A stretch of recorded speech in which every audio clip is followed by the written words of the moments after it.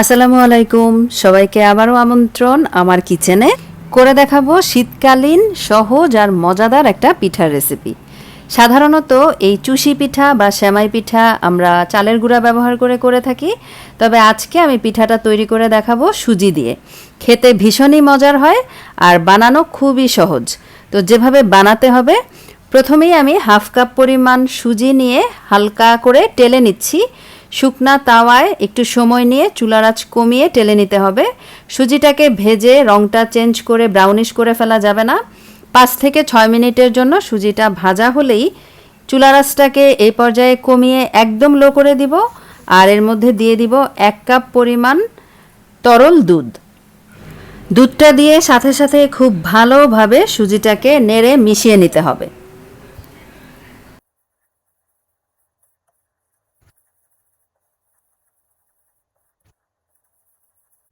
নাড়তে নাড়তে অল্প সময়ের মধ্যেই কিন্তু দুধটা টেনে আসবে এবং একটা হালুয়ার মতো হয়ে যাবে। এ পর্যায়ে চুলাটাকে বন্ধ করে দিতে হবে। আর আরও কিছুক্ষণের জন্য দুধটাকে টানিয়ে নিয়ে চুলা থেকে নামিয়ে নিতে হবে, মানে একটা ডোয়ের মতো তৈরি করে নিতে হবে। সাথে সাথেই আমি সুজির হালুয়াটাকে বা ডোটাকে একটা পাত্রে নিয়ে নিলাম। মোটামুটি গরম থাকা অবস্থাতেই এই ডোটাকে মেখে একটু নরম করে নিতে হবে। আর মাখানোর জন্য আমি এর মধ্যে দিয়ে দিচ্ছি 2 টেবিল চামচের মতো ঘি। এবারে যতটা সম্ভব গরম থাকা অবস্থাতেই হাত দিয়ে মেখে ডোটাকে মসৃণ করে নিচ্ছি।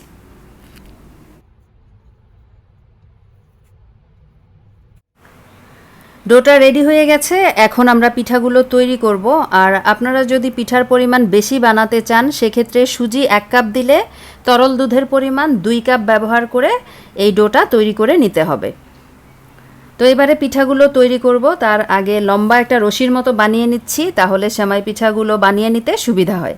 এবারে অল্প অল্প করে হাতের মধ্যে এভাবে নিয়ে তারপর পিঠাগুলো তৈরি করা যায়। চাইলে এভাবেও বানিয়ে নিতে পারেন, আবার চাইলে রুটি বানানোর যে পিঁড়ি আছে সেটার মধ্যে দিয়েও বানিয়ে নিতে পারেন।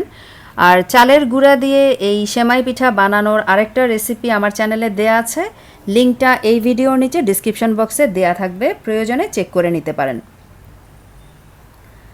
তো বাকি ডোটা আমি ঢেকে রাখলাম একটা ভেজা কাপড় দিয়ে, যেন উপর থেকে ড্রাই না হয়ে যায়, কারণ পিঠাগুলো বানাতে তো অনেক সময় লাগবে, যেহেতু একা হাতে বানাবো। কয়েকজন মিলে আবার বানানো গেলে দেখা যায় খুব সহজে পিঠাগুলো বানানো হয়ে যায়। তো লম্বা চিকন একটা রশির মতো করে নিচ্ছি, এরপরে অল্প অল্প করে নিয়ে পিঠাগুলো তৈরি করে নিব। পিঠা বানানোর সময় যদি হাতে লেগে লেগে যায়, সেক্ষেত্রে সামান্য একটু চালের গুঁড়া ছিটিয়ে তারপর সেমাইগুলো বানিয়ে নিতে হবে। আর সেমাইটা কতটুকু বড় বা ছোট করবেন এটা নিজের পছন্দের উপর, আর সেই অনুযায়ী আপনারা ডোটা নিয়ে তারপরে পিঠাগুলো কেটে নিতে পারেন।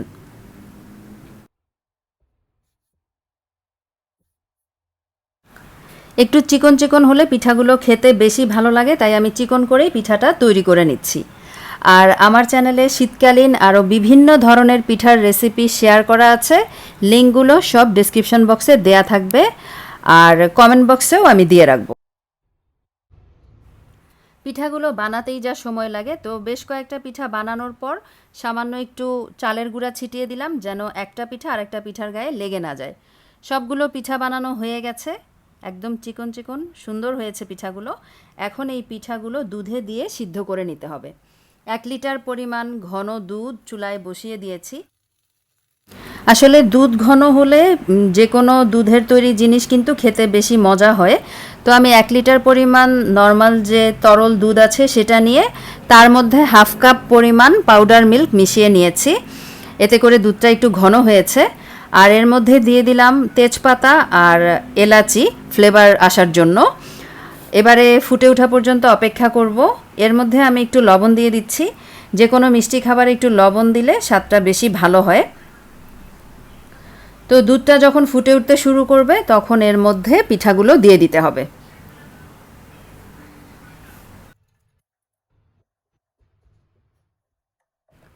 হালকা হাতে নেড়ে দিতে হবে। আর এই সেমাইটা সিদ্ধ হতে কিন্তু বেশি সময় লাগবে না, যেহেতু আমরা ডো তৈরি করেছি সিদ্ধ করে। এই পিঠাটার মধ্যে খেজুরের গুড় ব্যবহার করলে খেতে সবথেকে বেশি ভালো লাগে। তো আমি খেজুরের গুড় দিয়ে দিলাম 1/2 কাপ পরিমাণ। খেজুরের গুড়টাকে পানি দিয়ে গলিয়ে ঠান্ডা করে তারপর ব্যবহার করছি।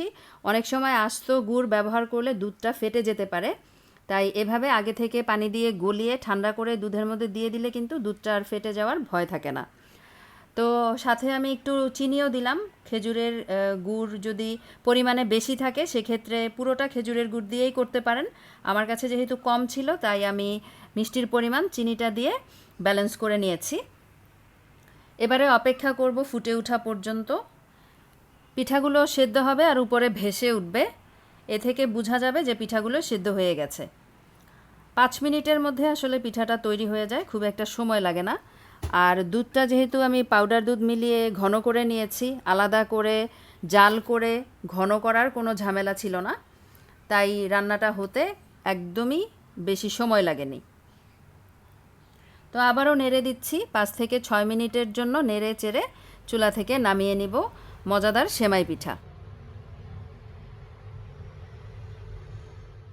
যারা নারকেল খেতে পছন্দ করেন তারা এই পর্যায়ে কিন্তু কোরানো নারকেলও দিতে পারেন। ফ্রেশ কোরানো নারকেল দিলেও খেতে বেশি ভালো লাগে, আর পছন্দ না করলে তো না দিলেও হবে। পিঠাটা তৈরি হয়ে গেছে, চুলা বন্ধ করে দিয়েছিলাম। যখন একটু ঠান্ডা হয়ে এসেছে তখন সার্ভ করে দেখাচ্ছি। আর ফ্রিজে রেখে ঠান্ডা ঠান্ডা করে পিঠাটা খেতে কিন্তু বেশি মজার। সুজি দিয়ে এই পিঠাটা বানালে যে খেতে এত মজার হবে, না বানালে কিন্তু বোঝা যাবে না। চালের গুঁড়া দিয়ে তো আমরা খেয়েই থাকি। সুজির এই রেসিপিটা একবার ট্রাই করবেন, আশা রাখছি খুব পছন্দ করবেন। আজ এখানেই শেষ করছি। ভালো থাকবেন সবাই, আল্লাহ হাফেজ।